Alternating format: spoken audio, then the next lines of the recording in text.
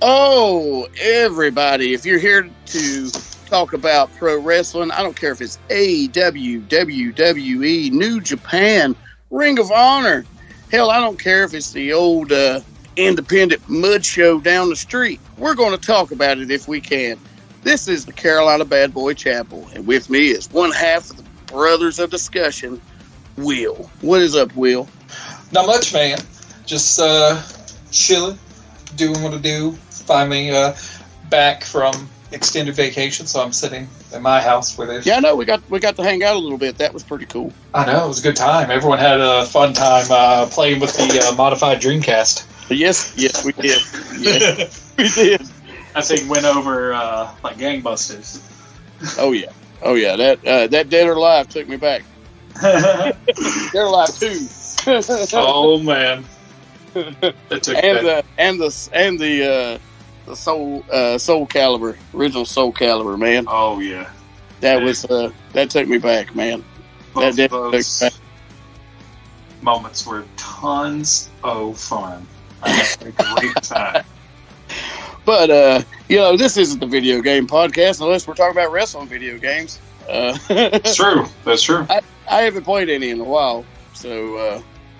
I haven't played any wrestling video games in a minute myself. You know what I mean? Not any of the more modern ones, which I did hear the last 2K game was pretty decent. I just haven't got around to playing it. Mm-hmm.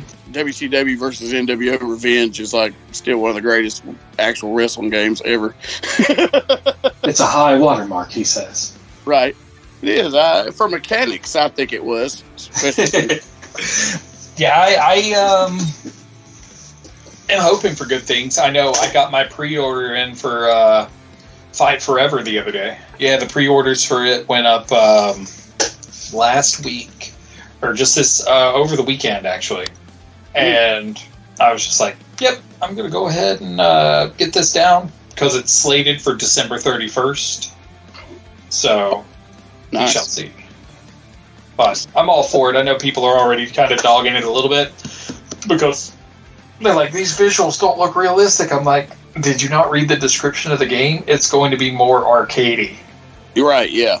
And well, we did see that one preview. What was it, about a year ago? Yeah, very early on. People were complaining about the graphics, and I'm like, guys, you realize this is not a finished game. He means. Mm-hmm. I was like, let's give it time. You know, exactly.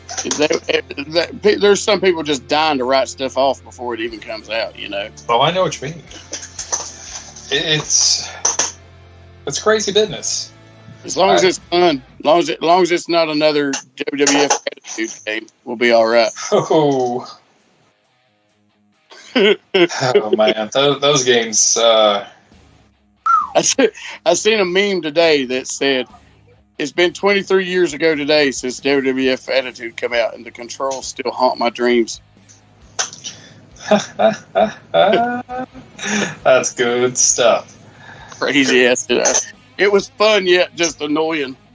Mm-hmm. Like I think it was the first ever creator wrestler that I ever remember doing in a video game, and that was fun to do. The first one that really sticks in my mind was SmackDown 1. Right. And the SmackDown series, those were some of the best. And since, if I remember correctly, AEW is being made by the same company that made the SmackDown games. Is it Yeah, Ukes. Yeah. We have high promise for a solid outing if they've got, a modernized control scheme that's not convoluted and stupid like the 2K series. Yeah, I agree. I've given 2K many tries, and I do not like the control scheme. It irks me. And I got one of them free one time. I had a free download off Xbox a few years back, and it's like I wanted to like it, I just couldn't get with it, and it makes me feel like a boomer. Couldn't get with it. I didn't like it. I'm with you about it just being too convoluted and shit. Yeah, there's just something about it that just irks me. I mean, visually, it looks great. Like, I know from story and, anything that's not, like, gameplay mechanics from that standpoint, everything's really good. But when you get down to, like, the controls and the mechanics, it's fucking awful. Yeah. Awful. But that's neither here nor there. All I know is, from a wrestling video game standpoint, nothing, and I'll say it again, nothing will ever top Saturday Night Slam Masters. Oh, wow. Saturday Night Slam Masters. Holy shit. Mm-hmm. There's a game I hadn't thought about in a long time. Oh, I've got a copy. Got my real one sitting over there in the cabinet. So, like I said last week when I was talking with Weatherman, part 2, because I wanted both of them on here, but both of them couldn't do it the same night. Chapel was out gallivanting around with people. Me and Weatherman were sitting sweating in a parking lot talking wrestling. So, sounds fitting. That's who was the winner? Who had the better night out? Right. The people listening, that's who. That's who. But, yeah. So, I said he was going to come in because I wanted to hear his takes on Ric Flair's final match, and we were going to talk a little SummerSlam with him, and then we'll hit some of the odds and ends that went on over the past week. Maybe even, like, knock that stuff out first, and then kind of go through the works. Right. So, main things, we'll start AEW-wise. Battle of the Belts 3 was this past weekend. 3 main matches. You had Wardlow versus Jay Lethal, which was a solid affair. I've seen plenty of clips from it. I have not had any time to watch it. Jay is a ring general, man. I'm going to tell you. Because I still view Wardlow as somebody who's still very green and doesn't know how to take over a match, so to speak. He's not that he's not good at what he does, but to be a real ring general, like Jay Lethal knew what to do at what time to make the crowd pop and put over Wardlow like $1 million fucking dollars finally. Yeah. But they had a solid, good contest, and that's what I like seeing. Because we hardly get to see Wardlow get pushed to any sort of limit. So he's usually just squashing guys. And exactly. the Orange Cassidy match, they had a solid, good match, but him and Jay Lethal definitely had a good match. But of course, they're not stopping the Wardlow train. And I think Jay was still a little wobbly from that guitar shot he got from Jeff Jarrett. Woo! I tell you, last match of Ric Flair. But it was still and that's honestly the only match of the 3 I've actually got to see. So yeah, I have no idea about the other 2 matches. I've not seen anything yet. Like I said, I've seen clips and replays of like big parts of each one. Yeah. The Jay Lethal one, saw the massive attack after the fact, saw Wardlow powerbomb him a few times, get the pin, boom, boom, boom, and then Sanjay and Satnam come in and do their thing. Satnam Singh, I mean, to be that big and not move like the Great Khali, I commend him that much. Mm-hmm. Because you could definitely tell he's a little more fluent in his movement at a guy that size. Yeah. So I can't wait to actually see him do something, because everything he does now, I mean, it's hard to not just work the straight big man style when you're that big. You know, but like the finish, I really dug the whole like Satnam was standing with one foot on Wardlow. Yeah, and Wardlow grabs his foot, and he's just using his sheer will and strength to push his foot up off his chest. And then here comes Sanjay. Jay cut him off, and then the foot's back on his chest. And they just go to town on Wardlow. Wardlow takes good heat. He'd have told me I'd be watching Wardlow get chokeslammed through a table. I'd be like, what? Oh, I'd be like, who did it? Kane? Man, it was a solid, good, but it looked good too. You know what I mean? Yeah. And but I'm a little worried about the future if they're setting that up. Mm-hmm. I'm a little worried as to how good the match will be, since I still feel like Tottenham's very green. Oh yeah. And Wardlow's been in the business for a minute, but he's still. He's still a bit green in some areas. He's still got time to grow. Mm-hmm. And so I don't know. I'm just hoping, because it would have to be Wardlow leading that match. You know what I mean? Yeah. So I hope he's going to be a good enough ring general to get a good match out of Tottenham, because it's going to take a lot of work. It's going to take some fucking doing to get like a big match out of Saddam Singh, because I mean he's still a little awkward in the ring. Yeah, it's hard not to be at that size.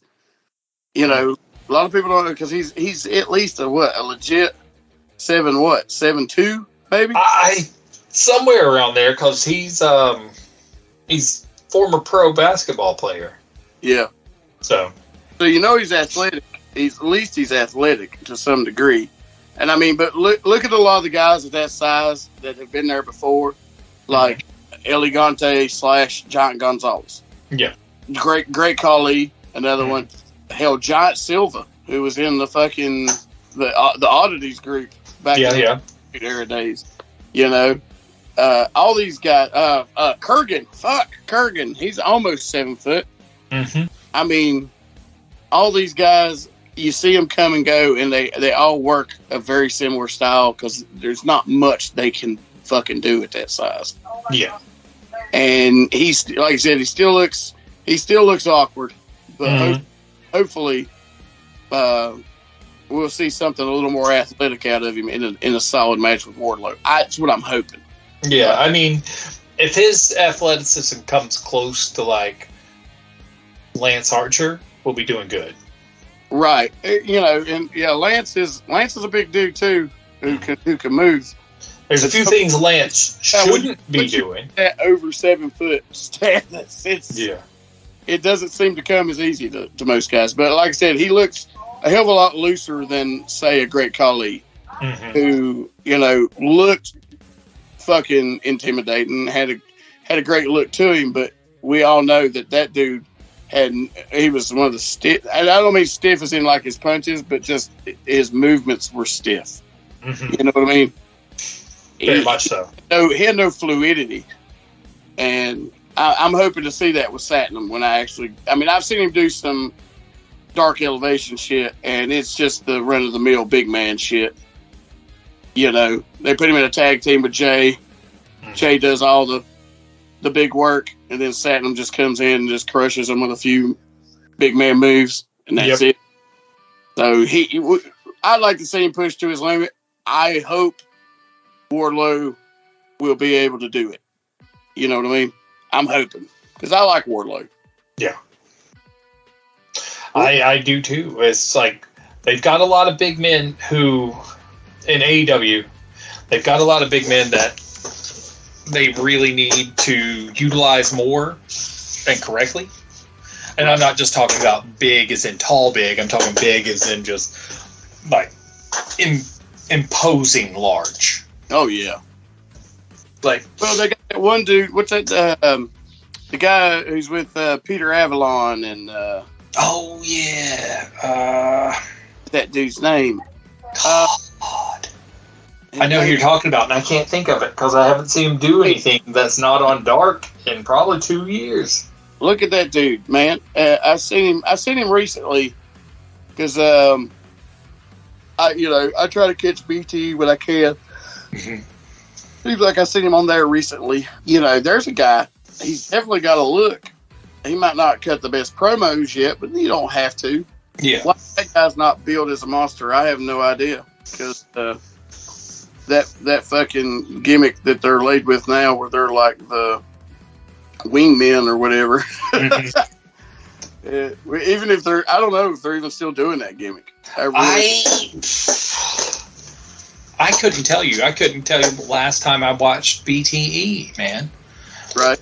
I've skipped a lot. Mainly because, especially if Josh Silver's on it, man.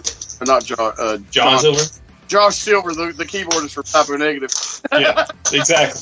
When he's on there, it's crazy, man. Yeah, he's on there. It's crazy, man. But no, John, man. I love John. I think John is just a natural-born entertainer. Mm-hmm. And just the improv shit they do sometimes on there just tickles me to death. And John definitely deserves to be higher than he is in that company. Oh, yeah. I mean, there's a lot. And like I was saying, if we go with big men that need more oomph put behind them, Miro needs to be utilized better. 10 needs to be utilized better. Lance Archer needs to be utilized better. Lance Archer, they've had all the opportunities in the world, and they drop the ball every time. They fucked his shit up right at the beginning when he fucking lost to Cody for that TNT title match. Yeah. Plain and simple. They should let that run for a minute. Like, he should have gotten it because they were booking him right out of the gate where he was just stomping ass. And Yep. Jake the Snake being the mouthpiece. Oh, But yeah. as soon as Cody beat him for that TNT title, it was like, he's fucked. Right? And I really haven't been proven wrong since. But no, they booking him in these little short runs. Like, he just had the little short run with Hangman. That could have really been a good fucking storyline. Yeah. And they had the blow off match way too early. Mm-hmm. And same thing with Cody. Blowed that off. He could have definitely had something with John Moxley. Mm-hmm. This guy's got, it's just seeing they're working Japan together. Yeah. They're going to burn the fucking building down with their shit. Mm-hmm. But that's the same thing. It's just these little one-offs. And, yeah, I'm like, this guy should be mowing through most of your talent. And I've been upset with the booking for him for a while, which I think going back to doing some New Japan shit, if I'm not mistaken. Yeah, he's been in working G1 since July. And I think that's a perfect place for someone like him. Mm-hmm. To be quite honest, it's just that they like those big gudgeons. Yeah, they definitely do. I mean, if anything, with AEW, if they're not going to book them on the main AEW shows too much, let them go and work like New Japan Strong. Right. Which I think they have a little bit of leeway in that stuff. Mm-hmm. I don't know what the deal is with Alan Angels, but he moved to Impact. Yeah, I mean he didn't get re-signed. Oh, is that what it was? He didn't get re-signed? Yeah, his contract came up and didn't get. I don't think he was picked back up, so he dipped. And I forgot who else it was that didn't come back after the re-sign. I know Joey Janela didn't. He went back to doing his GCW stuff. The Joey Janela shit. We saw his last AEW. Well, I want to say, did he wrestle at the Christmas Bash or the one after the Christmas Bash? I feel like it was the one after. Okay, because I went to that one too, so I guess it was that, and he worked Eddie Kingston. Yeah. Him and Eddie worked, and that was his last match in AEW that I know of, because his contract had already gone up and he wasn't getting re-signed. Yeah, and that was back in January. And I wish he had been re-signed, but I mean, they were barely using him. He had that small little storyline with Sonny Kiss, and I'm just like, I just didn't think it worked. I get that they're both from Jersey, but I just didn't think the gimmicks flowed together very well. I'd almost like to see Sonny be a heel. Mm-hmm. To be quite honest, I think I'd like to see that change, because I think that'd be really good for Sonny. Because Sonny's really talented in the ring. I mean, my God. But Sonny's also another talent that we don't see a whole lot of anymore. That we saw a lot of when AEW first got started. Yeah. So I know he's still there, and I'm sure maybe it's still like the dark elevation that I'm missing. But so much talent and so many big guys, like I said, not getting booked properly. Except for my boy Brody King. I'm digging that right now. Oh yeah, they're doing well with Brody. And that's the other thing. Like, to take it back to the Lance Archer thing before we get lost totally in the weeds about all this. If Lance had gotten that TNT title, the match for the TNT belt between him and Brody Lee, oh yeah, would have been so good, and that would have been the proper person for Lance to kind of drop it to. Yeah, even though it would have made Lance like a transitional champ, but he still would have got that belt. He would have had that moment, and we would have had a monster of a match. Exactly, he would have dropped it to Brody Lee. Then Cody could have come in and built up their little feud with the dog collar match and everything.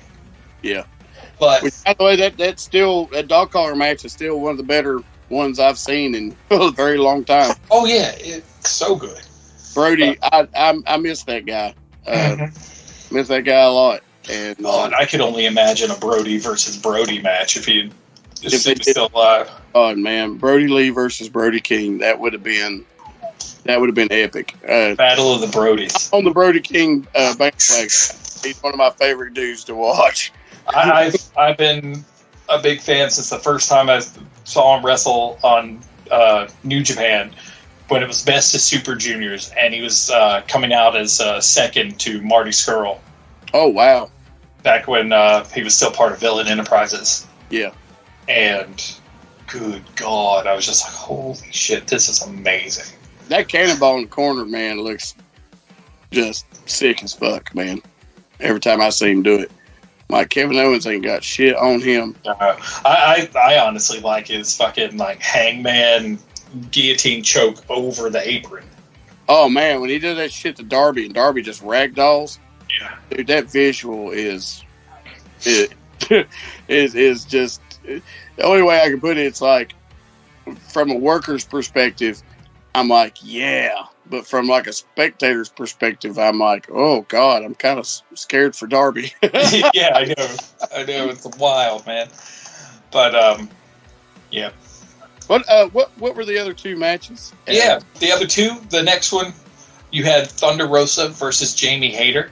How did that go? Now, that's two girls I would like to see right there. I got to look this match up now after we get off. They put on a hell of a rumble. There was some mean fucking spots. The stairs came into play.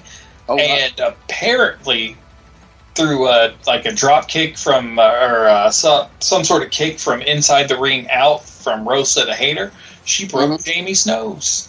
Really? Oh. Yeah. Legit broke her nose during the match. Just one of those oopsies. It didn't look like it was on purpose. She was like diving, like doing one of those diving like kicks through the ropes. Yeah. And just caught her in the face. It happens, man. Yeah. Dropped her, got the clean 3 count. I know there was some outside the ring business with, the DMD crew, and Tony Storm was out there kind of backing Rosa up a little bit. Not too bad. I mean, it was a solid match, and I really think Rosa's championship run now, after all those people bitching about how they were fucking her up and having her be like second fiddle to all these other ones, I think it's getting a little better. It still hasn't been amazing, but I still find her to be a great champ. They just need to really, really push the high profile matches. The problem is, I like Thunder Rosa since NWA. When I started NWA, I dig this, what she's doing. Yeah. But I was not a fan of her and Britt Baker's over the top cage match. I'm like, that cage match was garbage. Their first their lights out match was great. Was great. Yes. A much better gimmick, and which my only problem with the cage match is if you're going to work match, work the gimmick, and the gimmick is the cage, and they didn't. They could have done all that hardcore bullshit without the cage, and had a hardcore fucking last woman standing match or some shit. Yeah, that's what I didn't get about that. And They said she sandbagged that one girl. Oh yeah, and I'm loving that Rosa's wearing t-shirts making fun of it now, like sandbagging since 2014. Oh wow! And they're just like, oh, you've really played in the angle. She took something that could have been negative, she addressed it up front, made amends with the person that she had the moment with, and then now she's just playing it up as a joke. I was like, that is the way to do it. I think the way I'd heard it is they had some problems in the Indies before. Mm-hmm. And I think a lot of people thought she was sandbagging her on purpose. And it could have just been a mistiming sort of thing. Because, first of all, you're the champion. You do that on live television. You know what I mean? That makes you look bad, too. Yeah. So I never thought that she did it on purpose. Some people just don't have chemistry. It's like every time I've seen, was it Jade Cargill and Anna, mm-hmm. they just don't have chemistry. I know. That's oil and water, those two. I like both girls, but God, I never want to watch them work again. It's just they have no chemistry whatsoever. And, it just happens. I just hate it because that's somebody who definitely... That's the kind of champion you want, is that type of character right there that Thunder Rosa is. She's an inspiring female wrestler who I've seen work her ass to where she is, and then you get handed a few matches and people judge you. I had a few bad matches, is what I'm saying, and then then people judge you automatically, and I think that's bullshit. They love to watch movies or TV shows. You forget that to make these, people have multiple takes of doing the same scene over and over and over multiple times. We get one as a wrestler. You get one. Yeah. That's it. You fuck up, you own it, and you move forward. Mm-hmm. And when somebody automatically, because you botched, that means you're a fuck up. That's not true. Everybody botches. I mean, God, for Christ's sakes, botchamania has been a thing for the past 15 years because of it. Yeah, and it's just like it's not something that you permanently judge people based on by any means. It's like if they're consistently doing it, then sure, maybe give them a little bit of a hard time. Right. Most of them it's just like, oops, fucked up. I'll fix it next time. Right, yeah. It'd be like that. Well, I think fans can be fickle, too, and people mm-hmm. keep certain fires burning when they should just leave shit well enough alone. Yeah. As well. The fans make it a lot harder than it should be. Oh, I won't say every fan, but, there are those fans out there. That's all they care to do about is bitch, and just they want to point out just the negative flaws that people have constantly. Mm-hmm. I don't know if it's to make themselves feel better or to feel like they know something about pro wrestling. But I'll only do that with Roman Reigns because I just don't. Well, we all know he's not a good stick man. We know. Yeah, I mean, kudos for what he does do right, but he's for me, he's got the appeal of a kick in the dick and the personality to match. So, right. As a human being, probably I'll bet he's cool as shit. But his character on TV, it's not for me. I always like his in-ring work. It's not his in-ring work that bothers me. It never has been. It's always been this, just his cadence on the mic bothers me so bad sometimes, and I'm just like, oh, this is so monotone and boring. Even when he's trying to have emotion, he doesn't have emotion. It just doesn't make sense to me. Mm-hmm. I don't know how he does it. He's incredibly wooden. Wooden, yeah. He's stiff in his acting. Hell, I mean, and nowadays, pro wrestling, the acting is really important. I mean, how many of them actually see acting coaches and shit now? Because back in the day, it's like... I remember Chris Jericho talking about like seeing an acting coach when he's trying to get into movies and stuff. And he was like, the difference is pro wrestling, you're taught to react so immediately and so intense that, you know, actors are told facial expressions mean everything. And they do in wrestling too, and we're loud. We project because we're used to projecting our voices and shit when cutting promos and whatnot. So many different things in the actual acting class will help with that stuff. And I know they do it now. You just either had the gift of gab or you didn't. Exactly. They put a Bobby Heenan with you, Bobby the Brain, to make you do all your talking for you. I know. If you had the brain, you were guaranteed to be okay if you were dog shit on the mic, or if you just had a thick accent like Andre. Right. Oh yeah. Good Lord, poor Andre. So did Thunder Rosa come out? Thunder Rosa got the W. And so what is the third? What was the third match? This one is one that got a lot of praise. Lot of praise. Claudio versus Konosuke Takeshita. Oh. Apparently, he is high as shit on that guy. Claudio fucking loved this match, like working with him, and said I feel, if I remember the quote that I saw earlier correctly, he said someone needs to buy out his DDT contract and bring him stateside to work. Because he's stupid good. And every match I have seen him in, he is stupid good.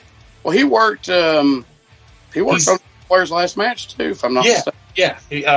In the match with Jonathan Gresham and Alan Angels. Yes. He's the biggest motherfucker in the match.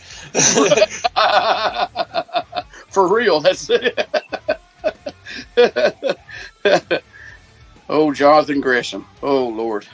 I love Jonathan Gresham, but goddamn if they didn't shit on him. In my opinion. I don't know all of the story, but the way it looked, it definitely looked like they kind of shit on him. Yeah, they put that title on Claudio real fast. Mm-hmm.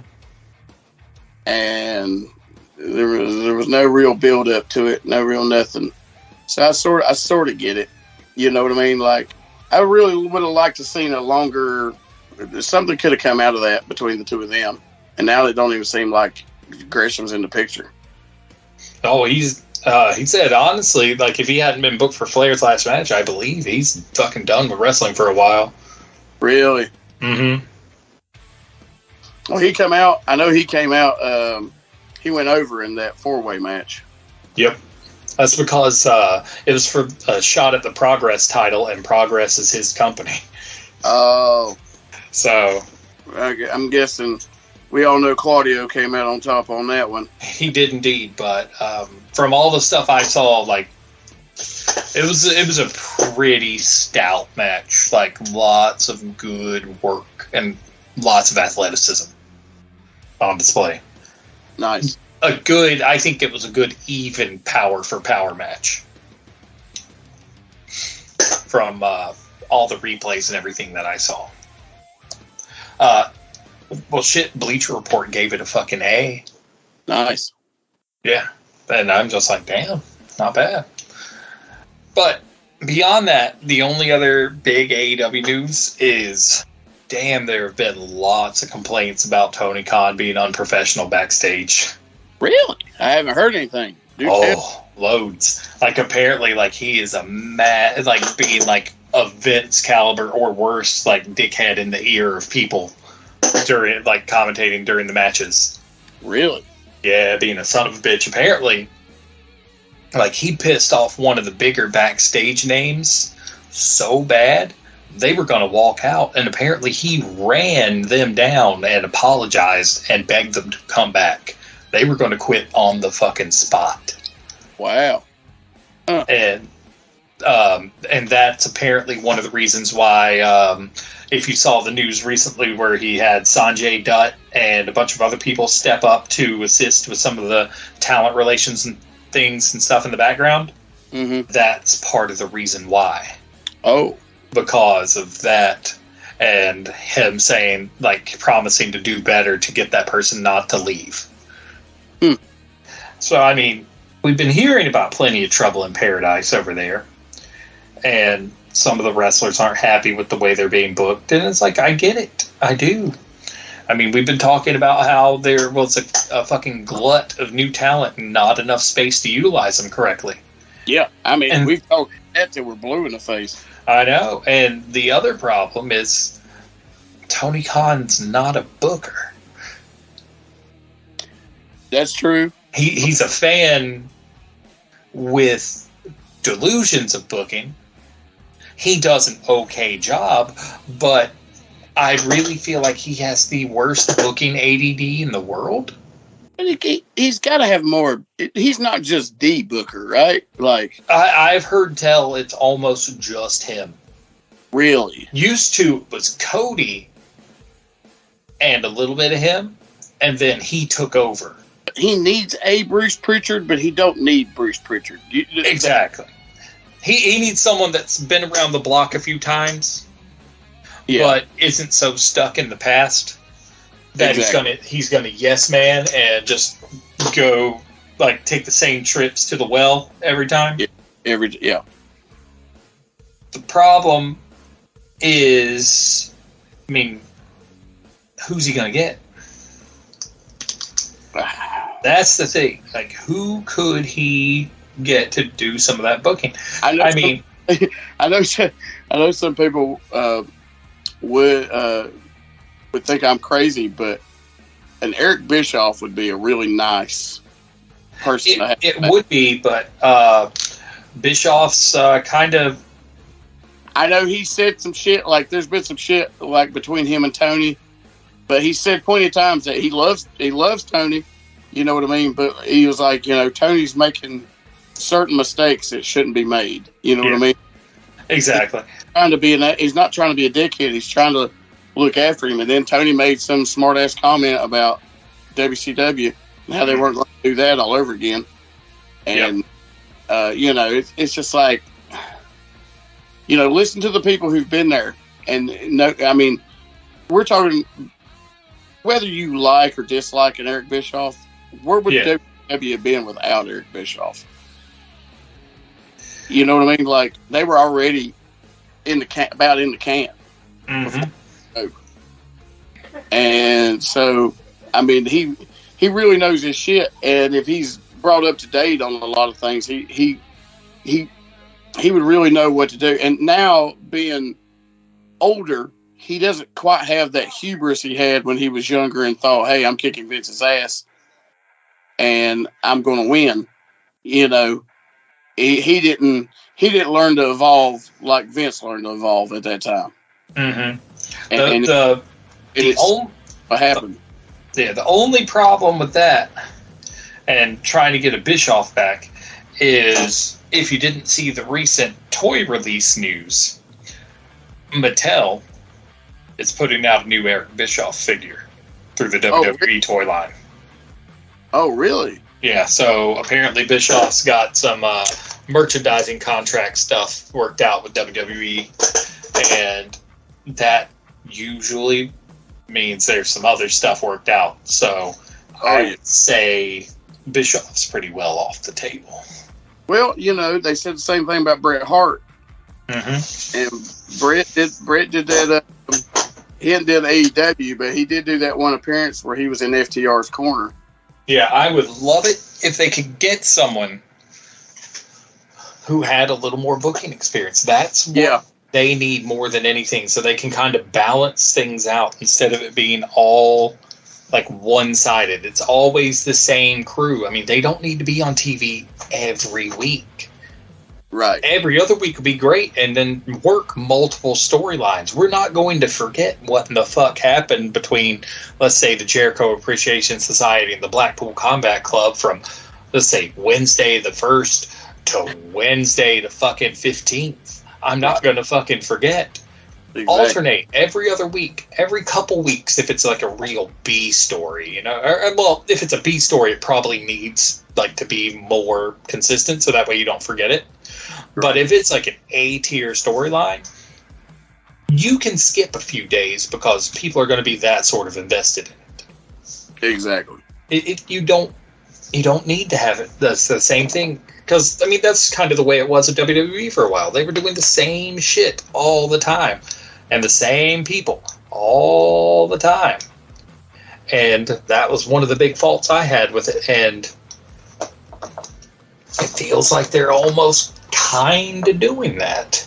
And that's bad because you've got so many people that left WWE and came over to AEW because, you know, they didn't like WWE doing that. And here they are being utilized about as much as they were at WWE in AEW. Well, it's sad. And I still say the saturation of talent has a lot to do with that. It really does. It really does. Because it's almost impossible to get everybody seen that needs to be seen that's signed there. They got so much good talent, and we're not seeing them. We're not seeing them at all. I know. It does suck. I mean, well, we were talking about big men earlier. Brian Cage, you know, aren't they using him in the Ring of Honor stuff now? Yeah, but I mean, how often did you actually see him though? It's still the thing. It's that Ring of Honor show. Yeah, there's that. Like he made a pop up on one of the AEW shows not too long ago, I do believe. But you know, most of the angle that was going with that was the fact that he was part of, you know, Tully Blanchard Enterprises. Yeah. Well, they cut Tully loose. Tully's gone. Oh, is he not even in Ring of Honor anymore? No, Tully's dipped. He is not with the company in any capacity now. Wow, I thought I'd just seen him recently. When they did, I did see him recently. It was an AEW thing, and This has been the last 2 to 3 weeks tops. Yeah, it had to be. It was recent. It had to be in the last couple of weeks. And I'm trying to remember what I seen him do. But no, I didn't know he was out of the company for good. Wow. Yeah, he gone now.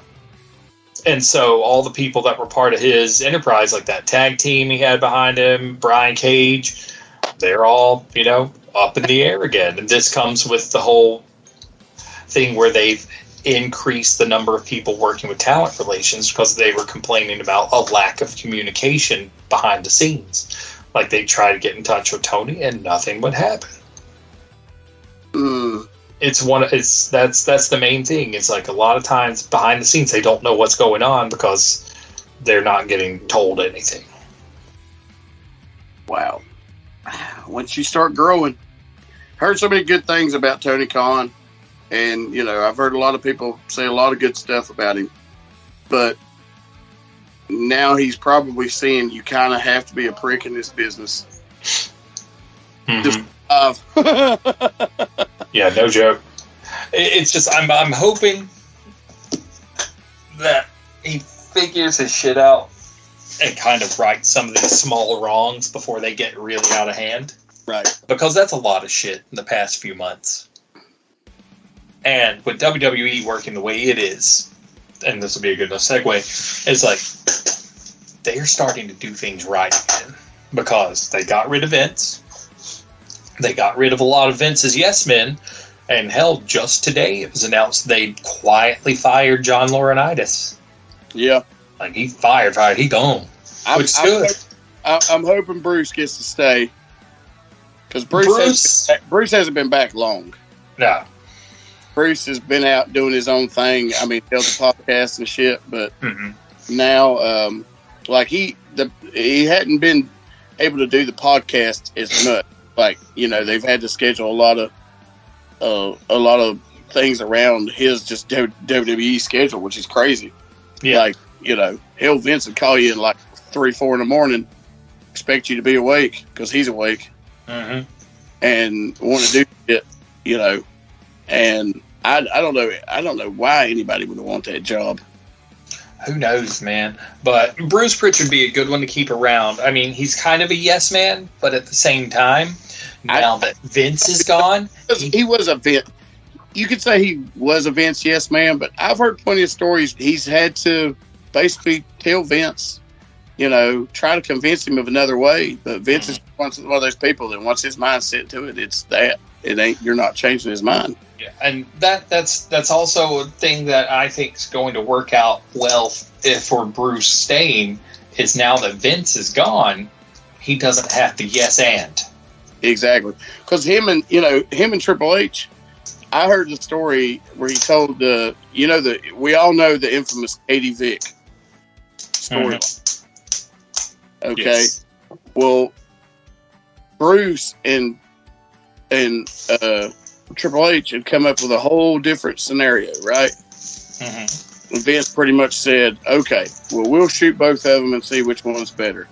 But we're going to do mine first. And his was the one that we got to see. And then the minute they were done, he told everybody to wrap up and go home. They didn't even shoot the second scene. So Vince had, you know what I mean? Like I said, once he's got his mind made up, there's no change. Exactly.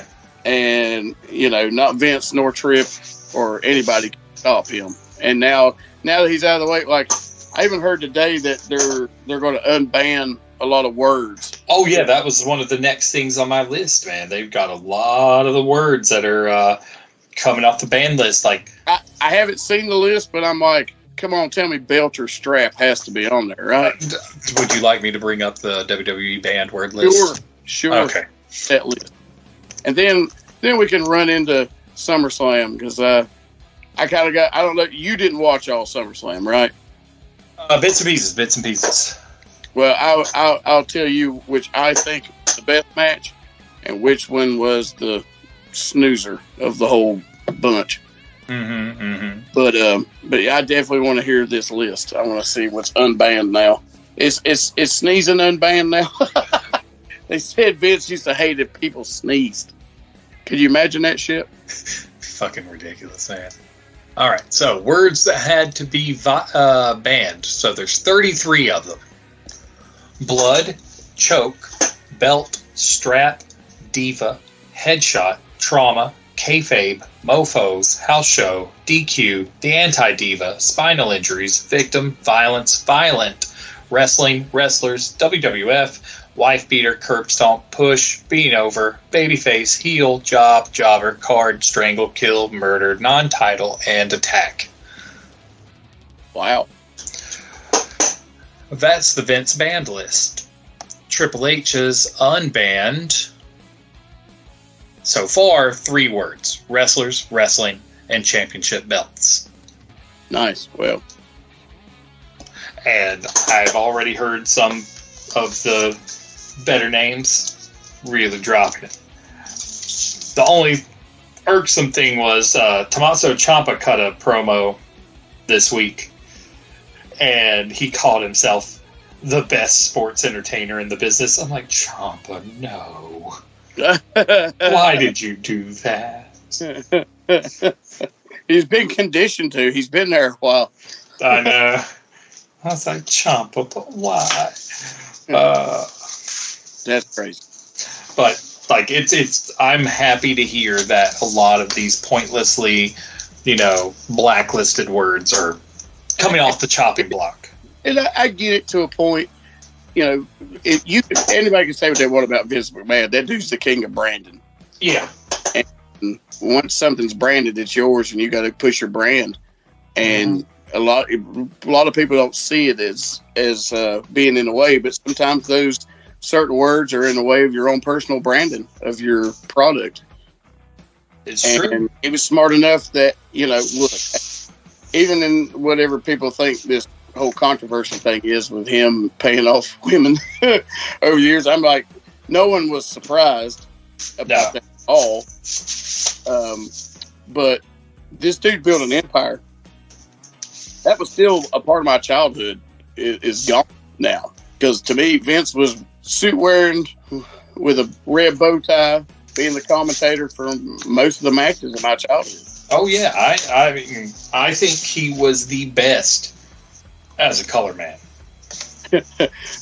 What a maneuver! What a maneuver! He didn't know what it was called. He'd say, "What a maneuver!"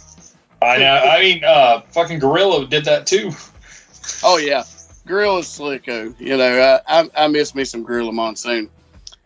But I mean, I'm happy, especially with the words chosen, like wrestling and championship belt. I mean, man. Those are words. Still using those words, Yeah. That's why, CM Punk, his pop bomb promo, you know what I mean, went so well. Because when he actually said something about pro wrestling, it was such an ugly word to them. And I'm like, the basis for everything that you are. You would be nowhere for, unless it was for actual pro wrestling. Exactly. But, anyways, I digress. SummerSlam was not a bad pay-per-view. No, I heard truly nothing but good things about SummerSlam compared to years past. A lot of people are like, a lot of what I heard was talk about how SummerSlam, you can already start feeling the hand of Triple H in it. Right. And it flowed pretty decently. Even the worst match on the card was not that bad. You know what I mean? Mm-hmm. For me, the best match, like pure actual match on the card, the Usos versus the Street Profits took the show for me. My God, with Jeff Jarrett as the special guest referee, was those guys definitely have good chemistry. It was a good ebb and flow. Usos still come out on top, like it was like the Street Profits gave them everything they had, and it still just wasn't enough. Barely, you know what I mean? Barely just wasn't enough. But the Usos still come out looking good. You would think Logan Paul versus The Miz would be bad. Was not a bad match. Logan Paul looked pretty decent. He looked good. What was that? Mania? He still has a lot of kinks to work out. But as far as some of the athletic and being in the spots he needed to be, you know what I mean? His timing was not bad. I think he's got a knack for it. Now, if he wasn't an unsufferable cunt, and a giant trash bag of a human being, I'd be more for it. I really would. And his brother, Jake, is the one that drives me bonkers. Oh, they both suck at life. I mean, in terms of being human beings, in terms of being self-made, and marketing themselves successfully. I mean, Jake's got I always thought Jake would go into pro wrestling. I always thought he had that, especially like promoting a boxing match. Mm-hmm. He's got it. You know what I mean? And I think somebody like Jake, like his brother Jake, is talented. He's a very talented boxer. And doesn't get, like everybody sees him as a YouTuber and don't understand that he can actually box. Yeah. He hasn't really fought anybody yet. Where Logan had the fucking exhibition with Floyd Mayweather. And it was entertaining for what it was, but Floyd just majority of the time outclassed him, in my opinion, as an actual boxer. But Logan does have it. He looks like a wrestler. Yeah. He's got the look and everything. Him and The Miz actually, like I said, had a pretty decent match. But yeah, he's still got a long ways. Bobby Lashley versus Theory, which I don't get this whole dropping first names again. Like he was Austin Theory at SummerSlam. I mean, at WrestleMania, and now it's SummerSlam, and now he's just Theory. And that was a Vinceism. Of course it was, because Vince has done it to so many people over the years. And I guarantee you he'll have his first name back before too long. I'm sure he will. But, I mean, he did that to Apollo Crews, too. Called him Apollo for a while, and then they finally brought back the Crews. I know they've done it to a few people over the years, and I just don't get it. Yeah. But it was actually it was all right. You know what I mean? Yeah. It was quite bored with the match with him and Bobby Lashley. I didn't expect much out of it when I saw that one on the card. I was like, oh, God, this is just going to be... And I don't particularly dislike... I like Bobby Lashley. Oh, I like Bobby Lashley, too. I mean, it's just... I don't dislike Theory at all. It's just two styles that don't gel. It's not pay-per-view worthy, in my opinion. Yeah. For me, it was two styles that aren't going to gel well. Yeah, exactly. This is, as you mentioned before, your Jade and Anna Jay. Right, exactly. Now, Becky Lynch and Bianca Belair started off, and that was a good way to start off the show. Mm-hmm. And also, it brought in the return of Bayley and her crew. Io Shirai back as Io Sky. Yeah. Dakota Kai is back. I mean, that's a hell of a trio right there to come in as heels, and then Becky turned face. That too. That was very nice. It just sucked. I think Becky got injured during the match, and I think now she's going to have a few months layoff. Mm. And so that might. Oh, she separated her shoulder. That's right. And that'll definitely probably put a damper in some plans they probably had after Bayley came in with her new crew. I mean, they can definitely slow roll it a little bit, make it a little more cerebral. If Triple H is doing things, I think he can probably turn it into one of those nice build-ups to where there's a lot of talking promos.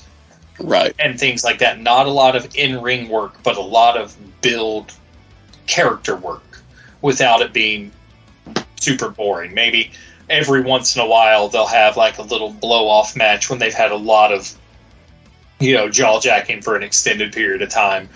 Right. And then bring in Becky and Bianca and have them tag together against two of the three. They need a third person for sure, but I don't know who. They do. I don't know who that person should be, but they definitely are going to need somebody here in the next few months to keep continuing that. Judgment Day versus the Mysterios. Not a bad match. I did see. I'm trying to remember exactly what happened in the finish, but Rey Mysterio was obviously not happy with the finish. They must have had to call an audible. Oh, I saw some weird. No, it was like there were some weird miscues in the moves. Uh-huh. And it was just... Because I remember seeing the Botchamania clips. Yeah, he was visible. Yeah, because I remember watching it and then seeing the Botchamania what I sent to you. Mm-hmm. And I was like, it was just visible. You could tell he was pissed off. Yeah. He was hella pissed. But overall, not a bad match. No, not at all. Edge made his return. Yep. My favorite part actually about the whole Judgment Day Mysterio match was was that Raw? What was it? The Raw the next night where she put her where she choked Dominic out. Yeah, and I was like, you know how many people would pay to just be in that position? So many. He's living some people's dreams. Living a lot of people's dreams right there. Oh yeah. Man, that was good. I like the bringing Edge back. I'm an Edge. I've always been a fan of Edge, so I like that he was able to come back a couple of years ago, and he seems to be doing pretty good, even for his. I mean, he doesn't seem to be slowed down too much. No, he's doing real well, man. But I really hate they broke off his thing with Judgment Day too early. I thought. So I would have to agree. Like, his Judgment Day run was very short. Very short. Now, this one match you would think would be, to me, the worst on the card. Pat McAfee versus Happy Corbin. Mm-hmm. Still not a bad match. Pat McAfee, he can work. Same thing as the Logan Paul. He just knows enough to kind of get by.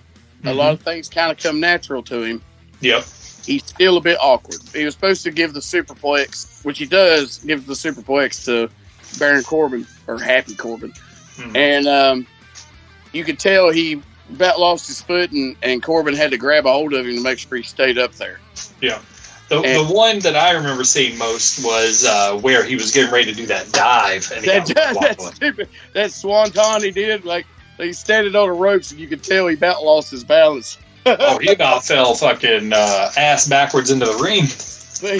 But he made it, and good for him. And I mean, that guy's got some. He's definitely got the will. He just needs some work, like everybody else. I mean, we've only seen Pat McAfee work like what, twice now?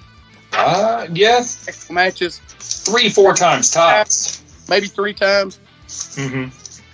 But overall, still not a bad little match. Like I said, Usos and the Street Profits took it for me. Yeah. That had the best. Because even if you do high spots, I'm happy if you're telling a story. Mm-hmm. That's more important to me than anything. And the Usos and the Street Profits definitely had a fucking good story going back and forth in the ring. But I've already blabbered on about that one. But here is the one that I thought was the worst match on the card. Okay. Liv Morgan versus Ronda Rousey. I have heard so many complaints about that match and the weird tap out and everything else. I'm just like, I think she was supposed to tap out at the 3, and Liv come in just a little early. Yeah. But, going by pure wrestling standards, if the referee didn't see it, the referee saw the shoulders down and counted Ronda's shoulders down. Mm-hmm. So that it still works, but for just aesthetic purposes, it should have been just a little later on that tap. Yeah, that miscue threw the whole thing out of whack. Now, Liv sold great, and I'm not a Ronda Rousey hater either. No. Ronda has a lot of good natural ability as a pro wrestler. I agree. She really does, and it just depends on who she's in there with. But Liv, as much as I like Liv, and I know she's the champion now, and they're trying to push her, it is obvious that, like Ronda Rousey is. Ronda just looks like she could eat her up at any time. Very true. And they worked that armbar spot a few times, and it's like she almost ripped her. They're really selling the shoulder, But it just the best part about it was just Ronda turning heel. Was the best part of the match. And there were just two people, too, who I think the chemistry just was okay, But I was a little bored with it, and I was like, damn, I definitely expected Logan Paul versus The Miz or Pat McAfee versus Happy Corbin to be the worst matches on the card, but that one definitely, especially because of the finish botch, really didn't do it for me. But the main event, Roman Reigns versus Brock Lesnar for the 40th millionth time, was just a cheesy good time. Was not that bad. It wasn't, to me, it still wasn't the best match on the card, but we still had like some cool stuff to happen. Like, I like that Brock drove the tractor into the ring and lifted the ring up and all that shit. Mm-hmm. They really went all out for a Falls Count Anywhere. And, basically they pulled out all the stops to stop Lesnar, and then they covered him up with everything after hitting him with the belt twice and hitting him with all these moves twice. They just piled a bunch of shit on him so he wouldn't fucking get up. Mm-hmm. It's like, well, what else do you do? But where else can you go from here with this storyline? Jesus Christ. Are we not done? God, I fucking am ready for them to be done with that storyline. Truly, man. This is the best I've seen Lesnar too, by the way. Like, Lesnar's attitude seems better, even though I did hear they did say he walked out on SmackDown, but then ended up still being there. Yeah, like he dipped out like right as the announcement that Vince was gone, almost. Right. Like he dipped, and then like a lot of people were saying he's dipping because he's Vince's boy and everything, and then he ain't always been Vince's boy. It almost felt like he was trying to see if they'd call his bluff and not take him out of the match, and they went ahead and like already started rescheduling things from what I remember. Right. For like SummerSlam and SmackDown and everything, just taking him off the card, and then he came right back. He's like, "Oh shit, I'm not going to be able to just trounce out. I'm going to have to work." Well, he honestly worked his ass off at SummerSlam. Hell, even F5 Paul Heyman on the table, which I was surprised that Paul even took that bump. Paul is a modern day Bobby Heenan. Oh yeah. Well, he can't take a Heenan bump. No one can bump like Heenan. There's not many who could. But he'll take a bump and he can run his mouth. Like exactly. He's one of the best chicken shit heels that's ever been. Mm-hmm. And I love him for it. And Paul is smart. Paul has stayed relevant in pro wrestling longer than most. Like ECW, you lived it too. Mm-hmm. ECW was a phenomenon. Like no shit. I mean, fans were rabid, but it didn't last but 10 years. I know. It's like as soon as he left WCW in the early 90s, he started ECW, and then ECW just fucking skyrocketed. And it was more of an indie darling. Like television wouldn't touch it because of what it was. So it relied so much on the tape trading. Mm-hmm. And I mean, that's how I watched ECW shows, was trading tapes and friends. I feel like it had some late night spots. It did. It was on some cable stations. Cable stations late at night and whatnot. But you got to know they're not getting a real viewership at those times. Yeah, I believe I remember watching it on like the fucking Sci-Fi Channel or something. Right. It's fucking crazy, man. Yeah, but on the Sci-Fi Channel before Vince put them on the Sci-Fi Channel. Yeah. Before we get into the pay-per-view that was Ric Flair's last match, were there any key things that Weatherman really hit on, like liked or disliked, or anything about that you remember? Like he just thought Flair looked bad. Like, the biggest complaint was the entrance. Oh, where he was trying to take the robe off to show the belt. And he seemed like even before that, he seemed like real stiff and almost stumbly, coming out from the back. Yeah, he turned his back there and then turned around and then he had it off. Yeah, and I think he was having some trouble with the robe. It was real awkward. And then, it's just some of the things were... And I mentioned this last week. It's like some of the stuff was just kind of weird quibbles that I wouldn't have even bothered with just because I was like, dude's damn near 80 years old. Yeah. I mean, he's not going to be styling and profiling like back in the day. He's going to be, stumbling and grumbling. But that's just the way. He was there to take heat. That's basically what Flair was going to do in this match. We all knew it. Mm-hmm. He was going to get his nice little spots in. I'm going to go ahead and talk about it first, then the rest of the card, because, well, for me, Ric Flair's a big deal. He's always been a big deal in my life. He's the whole reason I love pro wrestling, and I was glad to see him go out on his terms compared to, what Vince had to say. Oh, well, this is going to be your last match, Yeah. And we all know that wasn't true because we all saw the Impact stuff. Yep. We did indeed. But I like that he got to do it with Andrade, real life son-in-law. Mm-hmm. Somebody like Jeff Jarrett knows how to protect somebody like Flair in an old school wrestling sort of way. Oh, yeah.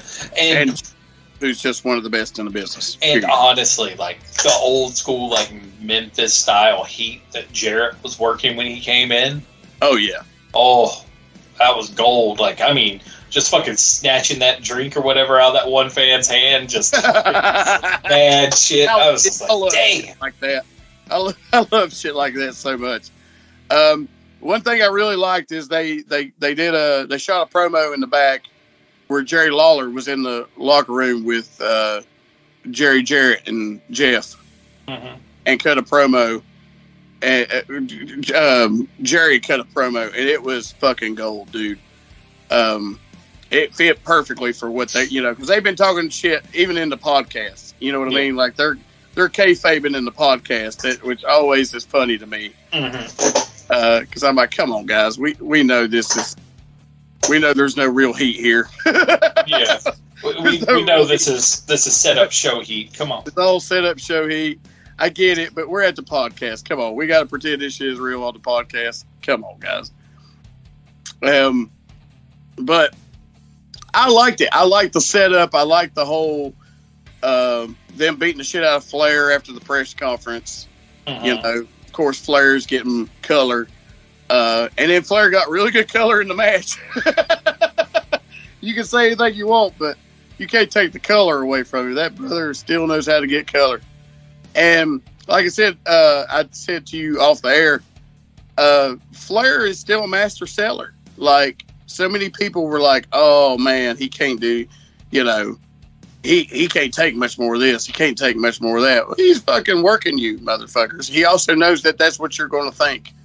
And this guy's actual cardio is through the fucking roof. Like, yeah. I'm 41 years old, and I couldn't keep up with Ric Flair and the cardio exercises he does at 73. So, you know, I do think, which I'll also talk to you about off there, was the suplex bump. Yeah. That I do think I'm with you. I do think that took the wind out of his sails a little bit. It rattled his cage pretty hard. And, you know, and like he wanted to take the big bump off the top rope like he always did. But it was probably a good idea that he didn't. Yeah. But other than that, I was happy that it was a good suplex, you know. Oh, yeah. It was. I mean, it was textbook. And I like the finish.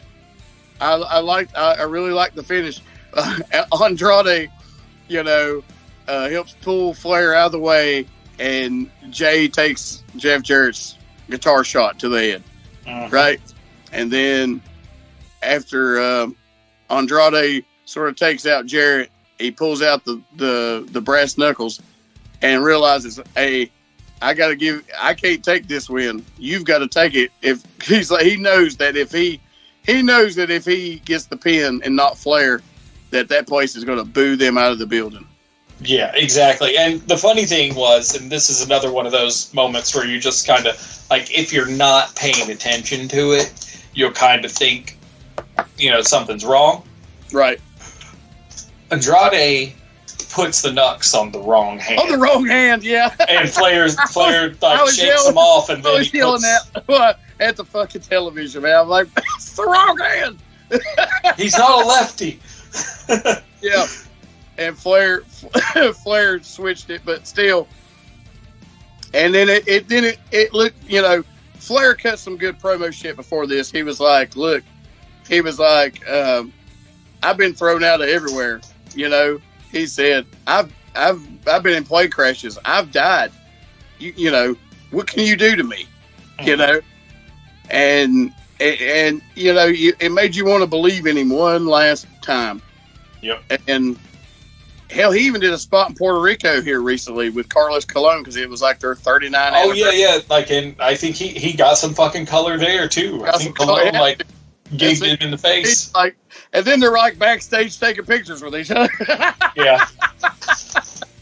I mean, I still, you know, I've got some salty feelings after learning the history of that whole promotion down there, especially with the whole Bruiser Brody thing. Brody thing. I'm just like, come on now, this is some bullshit. There's a lot of shady shit, man. Like, and I've heard plenty of the stories from other wrestlers, and but you know, Invader, who's the guy who supposedly killed Brody, walking around like a free man. Yeah. And, you know, cops in on the shit, too. You know what I mean? It just is what it is in that kind of country. And, you know, we don't know what really went on behind closed doors with these people. You know, we don't really know what could drive a man to do that to somebody who's a top draw in wrestling. Like, I've heard so many different stories about that shit, and it still just blows my mind to this day. And that people just straight up got away with murder, and nobody ever paid for that. Yeah. But Carlos still seen it. Carlos didn't do it, but Carlos definitely had to do some cover up shit. You know what I mean? Oh yeah. There's no way he didn't. Mm-hmm. But it is an odd thing. I've heard so many horror stories about Puerto Rico, man. Like the people there would throw batteries, for Christ's sakes, at people in the from the crowd, rocks. Mm-hmm. It was like I've heard so many horror stories. Like Flair was wrestling a local guy down there one time. This is one guy who beat him for the championship because Flair was supposed to win the title, right? And the place was so close to riding that when the ref handed Rick the belt, Rick handed the belt back to him. He says, "Are you crazy? I'm not getting murdered tonight." Give it to the other guy now. Mm-hmm. It's just how it was. Puerto Rico is it was a rough place for pro wrestling, man. Oh yeah. But just getting away from it, I hate that we had, that this is not the best Flair. Of course it's not. Like I said, he was 73. You're only going to get so much, and a lot of it's going to be the more entertainment part of it. We got the figure four, we got the chops. Mm-hmm. So many chops. Yeah, honestly, what other big offensive move did Rick ever really have? It was really just the chops and the European uppercut. The European uppercut in the corner, and occasionally he would hit like the one arm axe handle after he would do the flip in the corner. Mm-hmm. Oh yeah, back when he'd take the mad bump, flip, and roll over the top of the turnbuckle. And that was from trying to think of the name of the pro wrestler he got that from. Old wrestler, and anyways, he was the king of it, And but every once in a while he would run. He'd flip in the corner and then run to the other turnbuckle, and every once in a while he wouldn't get caught, and he would actually hit like the one arm axe handle. Mm-hmm. Every once in a while. So most of that didn't bother me too bad. I liked the whole old school feel of it. But yeah, as someone who watched all of Flair's early matches, 80s matches and shit, it wasn't going to be what I already knew it wasn't going to be. I knew it wasn't going to be Chi-Town Rumble. You know what I'm saying? God, no. And truly, for a Flair match, the one thing that it was missing more than anything was the face plant. Oh, yeah. The Flair face plant. Yeah, the Flair flop. Yeah. If he had been able to take that and get at least one of those in there. It would have been definitely a big pop. People always love to see the Flair flop. Oh, I know, especially when it was followed up, or when it was the follow-up from the turnbuckle spot. Oh, yeah.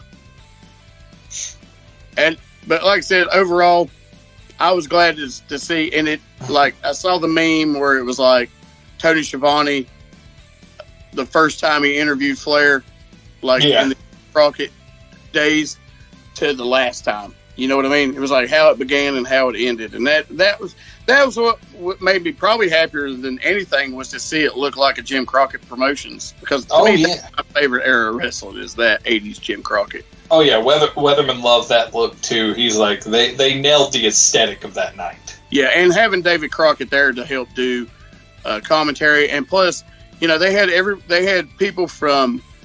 They had other announcers come in from New Japan. Yeah, Riccaboni was there from New Japan and Ring of Honor.